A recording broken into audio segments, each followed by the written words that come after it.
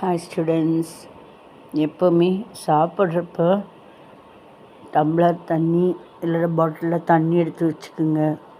ஏன்னா சிலப்போ வணக்கி அரைச்சது இந்த தாளித்த குழம்பாக இருக்கலாம், தாளித்த சட்னியாக இருக்கலாம், தாளித்த ஊறுகாயாக இருக்கலாம், அதனுடைய எண்ணெய் மேலோட்டமாக இருக்கலாம். நம்ம சாப்பிட்றப்ப அப்படியே நம்ம தொண்டை வழியாக போகிறச்ச அப்படியே கண்ணாமொழியை திரிகும், தண்ணின்னு கேட்கும். தண்ணி கொடுக்கறதுக்குள்ளே நமக்கு எந்த இதுவும் ஆகிடக்கூடாது இல்லையா?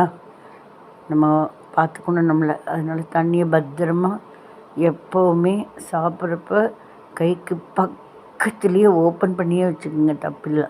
டக்குன்னு எடுத்து குடித்தா அந்த தொண்டை வழியாக அது அந்த ஆயில் ஐட்டம்லாம் அப்படியே கரெக்டாக உள்ளே போயிடும்.